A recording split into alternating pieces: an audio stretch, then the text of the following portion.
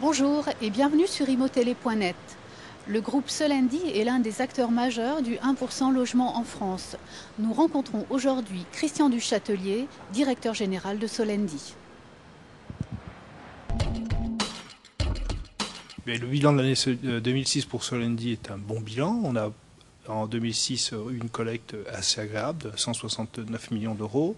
À ça, des concours qui ont été donnés aux salariés des entreprises à hauteur de 360 millions, 368 millions je crois pour être très précis, à travers 87 000 aides qui ont été données en passe-travaux, en locapass, mais aussi en logement locatif. On a pu, sur la dernière année, depuis 3 ans du reste plutôt, accroître le nombre de logements mis à disposition des salariés des entreprises malgré une baisse du taux de rotation et malgré des sorties d'immeubles, des sorties de logements qui ne sont pas encore tous sortis de terre, malgré le formidable élan qui a été donné par le ministère du Logement depuis 3 ou 4 ans, mais l'immobilier est un cycle à moyen terme, et entre le moment où l'élan est parti et le moment où la livraison a lieu, il y a 36-42 mois qui s'écoulent.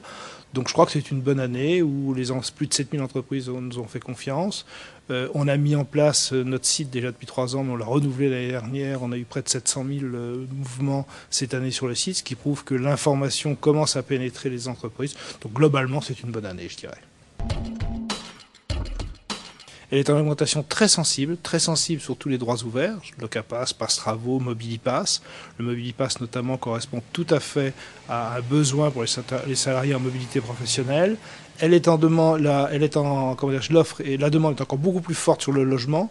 Malheureusement, je dirais que la plus belle fille du monde ne peut donner que ce qu'elle a. C'est là où l'importance des investissements qu'on a fait il y a 5 ans dans l'immobilier, dans le logement social, qui a permis d'accroître les offres que nous faisons aux salariés. Mais malgré tout, avec un taux de rotation qui baisse, on ne peut pas donner plus que ce que l'on a. Écoutez, le premier trimestre, dont je connais déjà les résultats, s'annonce bien. Donc je suis plein d'espoir, notamment avec le lancement du pass foncier de la GRL qui correspond à une véritable demande de la part des salariés des entreprises. L'un pour les aider à l'accession sociale, et ça je crois que c'est important. La deuxième pour pouvoir débloquer une partie du parc libre qui permet aux salariés d'aller dans le parc libre et de libérer le propriétaire du souci qu'il peut avoir de ne pas être payé, puisqu'on couvre le risque d'impayé. Donc ça devrait libérer beaucoup de logements et aider ainsi à récupérer le retard qu'il y a, parce que je vous rappelle qu'il y a près d'1 300 000 demandeurs en France.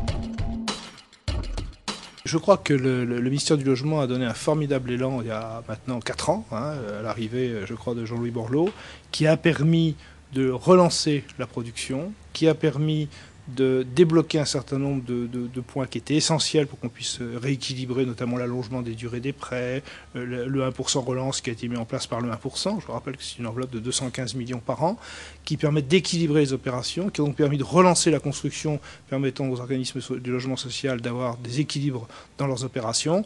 Maintenant, les opérations sont lancées, il faut qu'elles soient livrées. Ce que je souhaite surtout, c'est que les échéances actuelles ne brisent pas l'élan qui a été donné, qu'on puisse continuer, parce qu'il y a beaucoup de gens à loger encore.